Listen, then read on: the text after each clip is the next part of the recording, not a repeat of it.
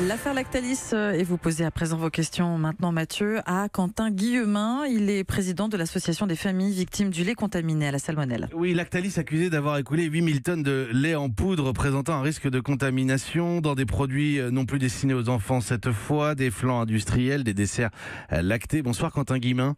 Bonsoir. Merci d'être en direct avec nous ce soir. Alors j'avais le directeur de la communication de Lactalis qui est en ligne avec nous et qui dément ces accusations, qui nous explique que le lait ne provenait pas, la poudre de lait pardon, ne provenait pas de la même tour que le lait contaminé et n'avait pas utilisé les mêmes chemins, les mêmes circuits jusqu'à son emballage. Quentin Guillemin.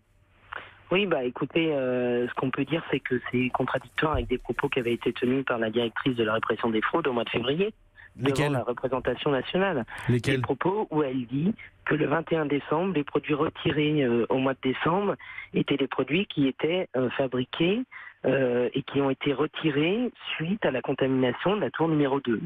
Voilà, c'est ces propos qui sont tenus devant les parlementaires, qui sont public. Alors, ce que m'expliquait, pour qu'on soit bien clair, et puis en plus, on est bien d'accord que la confiance, alors Lactalis nous dit avoir fermé la tour contaminée complètement, avoir investi pour 12 millions de travaux, oui.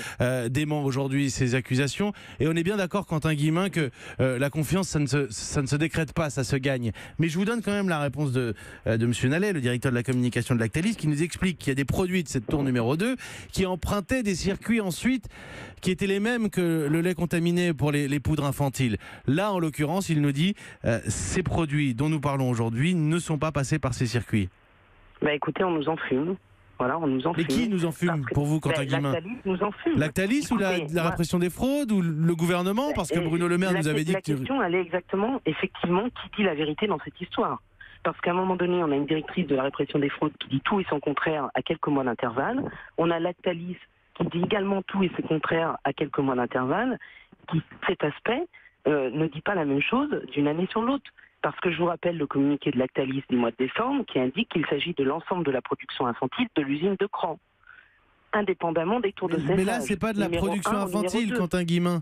Oui, mais justement, c'est bien tout le problème. C'est que ce produit-là, il est fabriqué dans les mêmes tours qui étaient contaminés. Dans les mêmes.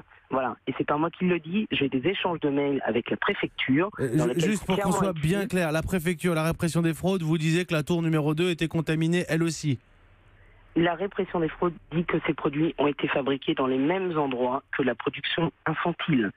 La production infantile a été retirée le 21 décembre. Ce n'est pas la même chose, il faut être précis sur ce dossier. C'est pour ça que je vous dis ça. Non, mais excusez-moi, je le redis parce que vous savez, mais je le redis pour nos auditeurs. Il y a deux tours avec du lait en poudre dedans. Oui, il y a une tour qui est la tour numéro 1 qui est concernée, la salmonelle, le scandale Lactalis, tout le monde est au courant, et qui ensuite ce lait emprunté des chemins, des circuits dans l'usine de Cran.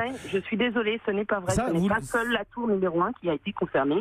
On a bien parlé des deux tours. La directrice de la DGCCRF a bien parlé des deux tours. Et elle a dit que la tour numéro 2 était contaminée. Il n'est pas vrai de dire, laissez-moi finir, il n'est pas vrai de dire que seule la tour numéro 1 est concernée.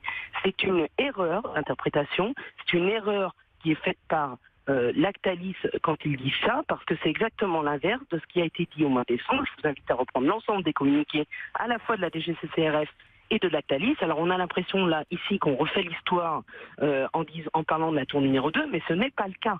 C'est bien écrit noir sur blanc dans l'ensemble des communiqués et dans l'ensemble des propos qui ont été tenus, y compris par les responsables officiels de la répression des fraudes, qui sont disponibles publiquement. Donc j'invite tous vos auditeurs à aller voir le site du Sénat, la commission des affaires économiques et les propos qui ont été tenus par Madame Beaumenier, la directrice de la répression des fraudes, qui explique très bien tout ça. D'accord. Du côté, mais Quentin Guillemin, moi c'est parce qu'on ne sait pas. Avec la tour numéro 1 et la tour numéro 2. Il faut être super clair. Si je vous pose ces questions, c'est parce qu'ici on ne sait pas. Vous dites que la tour numéro 2 aussi était infectée, contaminée de salmonelle, que c'est en tout cas ce que disait la répression des fraudes. Encore une fois, ce n'est pas moi qui le dis, c'est la répression des fraudes au mois de février. Merci Quentin Guillemin, merci d'avoir bien voulu répondre à nos questions. Ce dossier Lactalis qui n'en finit pas en l'occurrence. Je rappelle que Lactalis dément. Mais merci Quentin Guillemin d'avoir répondu à nos questions. Vous êtes président de l'association des familles de victimes du lait contaminé à la salmonelle et vous étiez en direct sur Europe 1 ce soir. Il est 18h47.